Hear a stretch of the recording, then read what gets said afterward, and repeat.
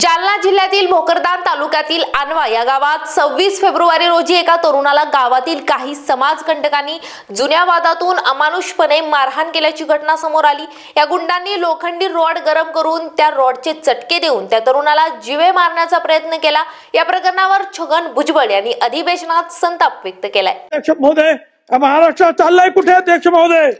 अध्यक्ष महोदय, आणखीन एक प्रकरण परवाच्या दिवशी आणखी जालनामध्ये अध्यक्ष महोदय, हा कैलास बोराडे, हा अनवा भोकरदानचा, तो असं म्हणतात की तो शिवमंदिरात गेला।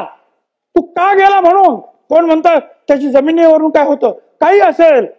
अरे शिवमंदिर, धनगराचा तो माणूस, प्रत्यक्ष अहिल्याबाई होळकर शिवपिंड हातात घेऊन आपण दाखवतो आहोत। त्या अहिल्याबाई होळकरांनी अख्ख्या देशामध्ये सगळीकडे घाट बांधले, मंदिरं बांधली। त्या समाजाचा, धनगर समाजाचा हा माणूस, त्याला ज्या पद्धतीनं अध्यक्ष महोदय, आपण छायाचित्र, मी पाहिला चित्रपट, माझ्याबरोबर संपूर्ण कुटुंब होतं, पाहू शकलो नाही। अनेक लोक जे आहेत आमचे रडत रडत सगळे बाहेर पडले। अध्यक्ष अक्षित त्याप्रमाणेच कोळशे पेटवून, कोळशाची धग त्याच्यामध्ये पलिते, आणि त्या पलितेने जे आहे अध्यक्ष महोदय, ह्या बोराडे काय याला एवढे चटके दिले, त्याचे मांस बाहेर, त्याच्या गुदद्वारामध्ये त्या गरमची सळई जी आहे ती घुसवण्यात आली। धनगराचा माणूस आहे, आपण बोलायचं नाही। कोण करणार याचा निषेध? कुठे चाललो आम्ही? अध्यक्ष महोदय, हे सगळे फोटो पहा, अध्यक्ष महोदय, हे सगळे मी अध्यक्ष महोदयांना कळवलं।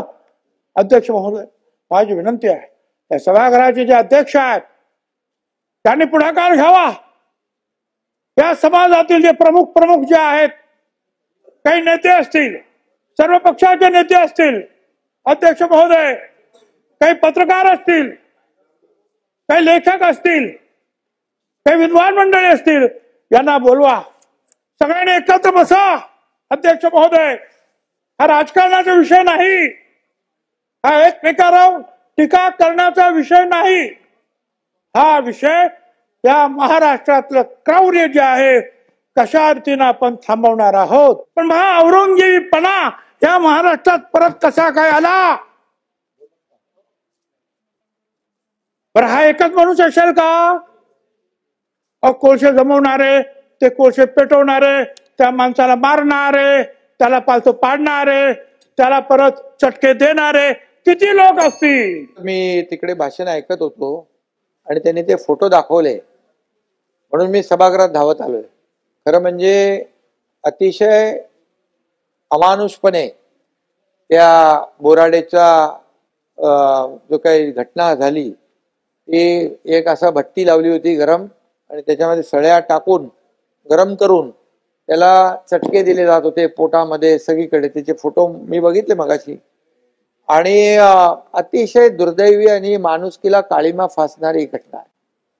मी काल SP ला स्वतः बोललो जालनाच्या, त्याला सांगितलं याच्यावर 307 नाही, याच्यावर तर मोकाची कारवाई झाली पाहिजे। याच्यावर अतिशयपणे दुर्दैवी घटना आहे, आणि असे लोक बघत होते, व्हिडिओ काढत होते, आणि ते व्हिडिओ व्हायरल झाले।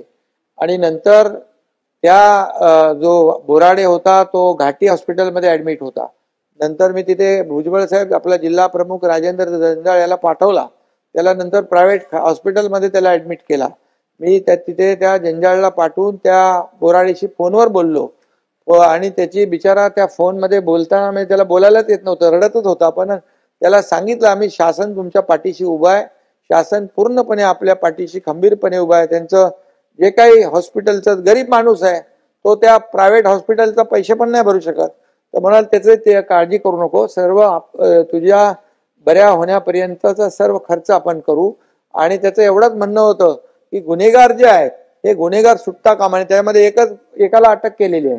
आणि म्हणून अध्यक्ष महोदय, तो विषय आपण फार गांभीर्याने घेतलेला आहे, आपणही गांभीर्याने घेतलाय। आपल्या जालन्यातला विषय आहे तो, आणि त्याला वरच्या सभागृहात देखील मी उत्तर दिलं की नुसतं 307 नाही, तर याच्यावर अशा लोकांवर संघटित गुन्हेगारी म्हणजे मोकासारखी कारवाई आपण करूया। त्यामुळे भुजबळ साहेबांनी ज्या भावना या ठिकाणी व्यक्त केलेल्या आहेत, मग तो कोणी असू द्या, सोमनाथ असू द्या, सूर्यवंशी असू द्या, त्याचबरोबर आपला सरपंच संतोष देशमुख आहे, अशा प्रकारच्या दुर्दैवी घटना ज्या झालेल्या आहेत त्याच्या मुळापर्यंत आपण जातोय आणि त्यांना अगदी असे म्हणजे पुन्हा अशा प्रकारचा कुणी कृत्य करण्याचं धाडस करू नये अशा प्रकारची कारवाई, कठोर कारवाई या ठिकाणी झाली पाहिजे. या बाबतीमध्ये मुख्यमंत्री महोदय, गृहमंत्री महोदयांनी देखील गांभीर्याने घेतलेलं आहे आणि शासनाने देखील गांभीर्याने घेतलंय. भुजबळ साहेब, आपल्या भावना ज्या आहेत अतिशय भावनांच्या बरोबर आम्ही सहमत आहोत.